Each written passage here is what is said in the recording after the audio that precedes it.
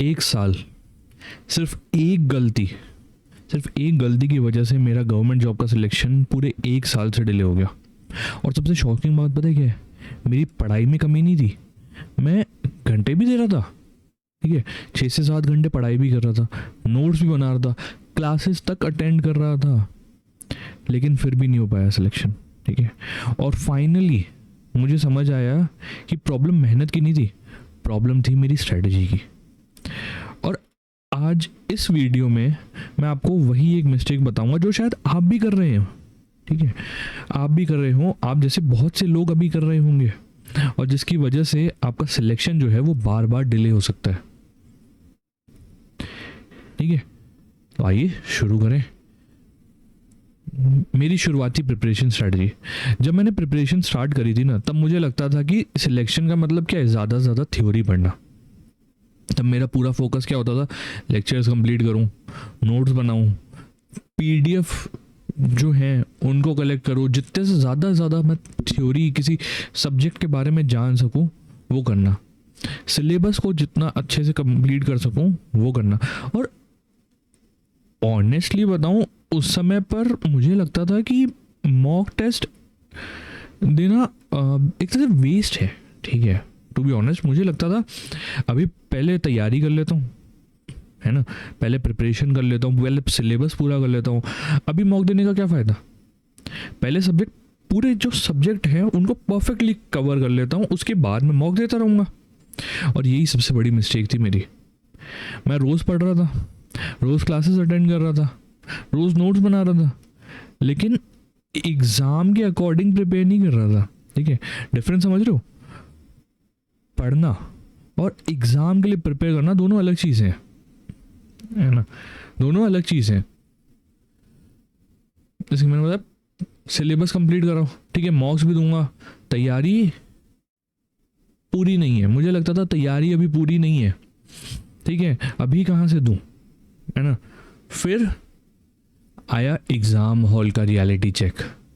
Exam hall में फिर exam का जब टाइम आया ना, वहाँ एग्ज़ाम हॉल में जब मैं गया, वहाँ मुझे एक रियलिटी चेक मिला जिसने मेरा पूरा कॉन्फिडेंस हिला दिया। क्वेश्चन डिफ़िकल्ट नहीं थे, मेरे को क्वेश्चंस आते थे, ठीक है, क्वेश्चंस मेरे को सारे आते थे, पर इशू क्या था, मेरी स्पीड स्लो थी, एक्यूरेसी मेरी थी नहीं, ठीक है, टाइम मैनेजमेंट, ठीक है, टाइम मैनेजमेंट एग्ज़ाम का जो सबसे इम्पॉर्टेंट पार्ट है वो मेरा सबसे ख़राब था। क्यों? क्योंकि मैंने मॉक्स नहीं दिए थे, प्रेशर में सिली मिस्टेक्स हो रही थी मेरे से, ठीक है।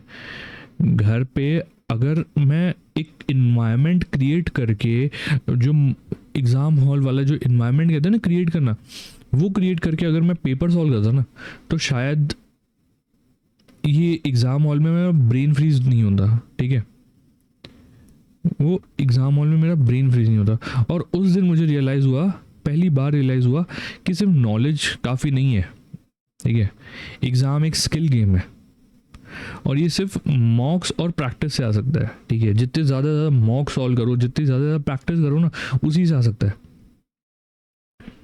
ना।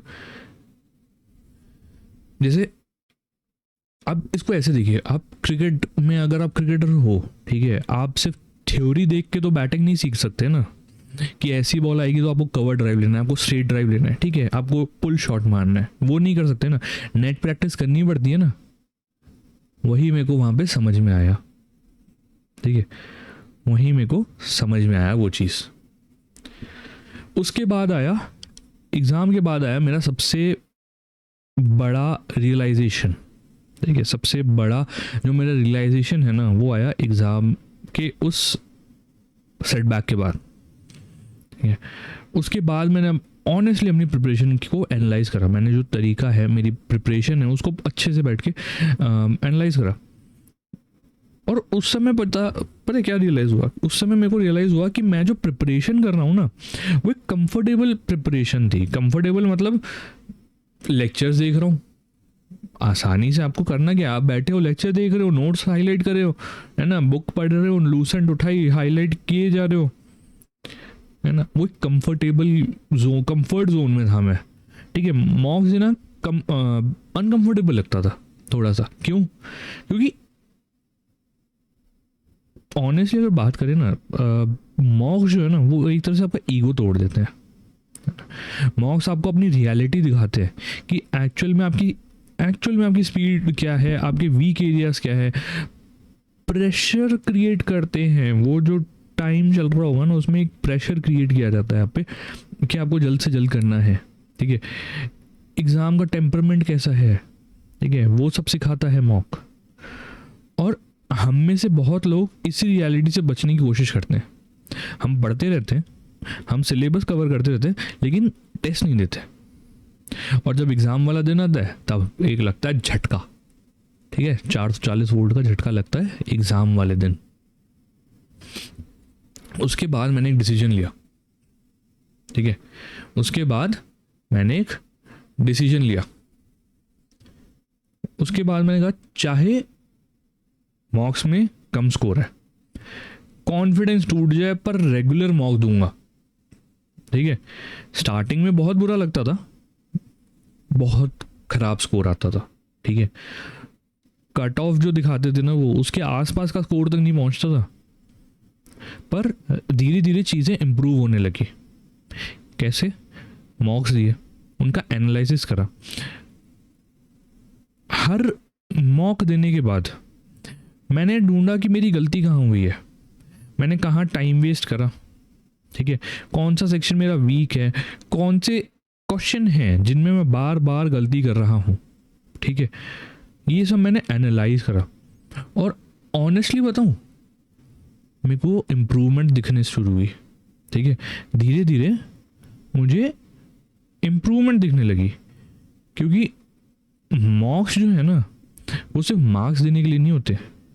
मॉक्स आपको फीडबैक देते हैं। आपकी प्रिपरेशन में फीडबैक बहुत इम्पॉर्टेंट होता है। ठीक है, ये बात ध्यान रखिएगा। मॉक्स आपको एक बस फीडबैक दे रहे हैं कि आप कितने पानी में हो। प्रिपरेशन में फीडबैक सबसे ज़्यादा इम्पॉर्टेंट है, सबसे ज़्यादा इम्पॉर्टेंट है ये। ठीक है,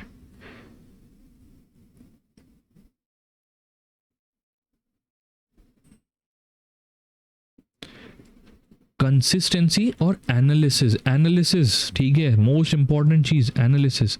उसी से आपका इम्प्रूवमेंट आएगा, उसी से आप पूरा अच्छे से तैयार हो पाओगे एग्ज़ाम के लिए। ठीक है, अगर बात करें ना, एक एवरेज एस्पिरेंट जो होता है और एक सीरियस एस्पिरेंट जो होता है, एवरेज वाला सिर्फ पढ़ाई करता रहता है। ठीक है, सिर्फ लेक्चर अटेंड करेगा, पढ़ाई करेगा। सीरियसली जो प्रिपेयर कर रहा होता है ना वो पढ़ाई तो करता ही है, पर साथ में प्रैक्टिस करता है। मॉक्स की, सेक्शनल टेस्ट की, उन सब की प्रैक्टिस करता है और उसके बाद उनको एनालाइज करता है। ठीक है, analysis is the most important thing.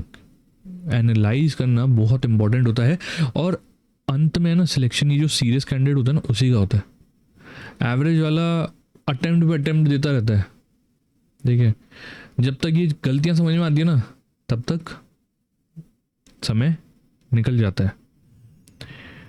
ठीक है, समय निकल जाता है। अब एक प्रैक्टिकल एडवाइस दूं, अगर आप सीरियसली प्रिपेयर कर रहे हो ना, गवर्नमेंट एग्जाम को क्रैक करना चाहते हो, तो एक बात याद रखना, प्रिपरेशन का मतलब सिर्फ इनपुट नहीं होता, आउटपुट भी उतना ही इम्पोर्टेंट है। आप कितना पढ़ रहे हो उससे ज़्यादा इम्पोर्टेंट है एग्ज़ाम में परफॉर्म कितना कर पा रहे हो। ठीक है, क्योंकि अल्टीमेटली एग्ज़ाम का परफॉर्मेंस ही आपका सिलेक्शन डिसाइड करेगा, है ना। इसलिए रेगुलर मॉक्स दो, उनका प्रॉपर एनालिसिस करो, प्रैक्टिस बनाओ।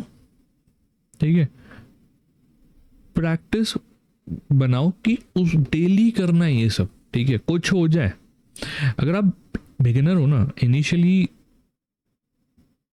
1-2 मॉक अगर हफ्ते में दिए तो सही है। ठीक है, ऐसे नहीं डेली कुछ नहीं आता और डेली दिए जा रहे, पर अगर 1-2 मॉक भी दिए ना बहुत होते हैं। लेकिन एग्ज़ाम जैसे जैसे पास है ना, मॉक्स की फ्रीक्वेंसी बढ़ा देना। ठीक है, मॉक्स की फ्रीक्वेंसी आप इंक्रीज कर देना। ठीक है, एनालिसिस करना मत भूलना। कई लोग होते हैं 50 मॉक दे दिए, 60-70 मॉक दे दिए, पर इम्प्रूवमेंट नहीं होती। क्यों? एनालाइज नहीं कर रहे। एनालाइज करना ही तो मेन चीज़ है। आपको पता ही नहीं है आप गलतियां क्या कर रहे हो, आप वही गलतियां रिपीट किए जा रहे हो, है ना, वही गलतियां आप रिपीट किए जा रहे हो, तो उससे मतलब नहीं है ना। एनालाइज करना उसको, ठीक है, एनालाइज करना चीज़ों को। अगर बात करूँ ना, अगर ये चीज़ें मुझे 1 साल पहले समझ में आती ना, तो मेरा जो शायद सिलेक्शन है ना वो 1 साल पहले हो चुका होता, ठीक है। इसलिए मैंने ये वीडियो बनाई ताकि आप वो सेम मिस्टेक रिपीट ना करो। देखो, क्योंकि कंपटीशन ऑलरेडी ज़्यादा है, ठीक है, लाखों बच्चों की भीड़ है ना, लाखों बच्चों की भीड़ है। कई एग्जाम्स में हमने देखा हो करोड़ों तक जा रहे हैं, 1-1 सवा करोड़ बच्चे भर रहे हैं अगर रेलवे का पेपर दे रहे हो तो, है ना। और ऐसे में अगर आपकी स्ट्रैटेजी गलत है ना, तो हार्डवर्क भी आपको एक रिजल्ट नहीं दे सकता, ठीक है। क्योंकि स्ट्रैटेजी गलत है तो हार्डवर्क भी आपको रिजल्ट नहीं दे सकता। इसलिए पढ़ाई करो, कॉन्सेप्ट को स्ट्रॉन्ग करो और प्रैक्टिस करते रहो, ठीक है। प्रैक्टिस और मॉक को कभी इग्नोर मत करना, ठीक है, क्योंकि एग्ज़ाम हॉल में, मैं वापस कह रहा हूँ, एग्ज़ाम हॉल में सिलेक्शन नॉलेज से नहीं परफॉर्मेंस से ही आता है, ठीक है। वहाँ पे ये नहीं देखा जाता कि किसको सबसे ज़्यादा पता है चीज़ें, कौन वहाँ पे परफॉर्म कर पा रहा है ना, उसी का सिलेक्शन होता है। इसलिए मेरी मिस्टेक रिपीट मत करना, है ना, मैं यही कहना चाहूँगा, मेरी मिस्टेक रिपीट मत करना, है ना। मॉक्स को इग्नोर मत करना। जैसा मैंने कहा, सिलेक्शन नॉलेज से नहीं परफॉर्मेंस से ही होता है, इस बात को ज़रूर ध्यान रखना, ठीक है, चाहे कुछ भी हो जाए, इसको मत भूलना। और अंत में तो इतना ही कहूँगा कि अगर आपको ये वीडियो रिलेटेबल लगी हो ना,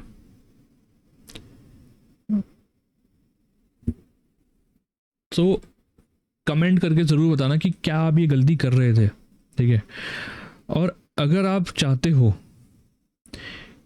कि मैं नेक्स्ट वीडियो में मॉक एनालिसिस की स्ट्रैटेजी और डेली प्रैक्टिस जो रूटीन है ना, क्या होना चाहिए, उसके ऊपर एक डिटेल वीडियो बनाऊँ ना, तो वो कमेंट में ज़रूर बताइएगा। चलिए, वीडियो अगर पसंद आई हो ना तो लाइक कर देना, और चैनल पे नए हो ना तो सब्सक्राइब कर देना। मिलते हैं अगले वीडियो में, तब तक के लिए बाय बाय।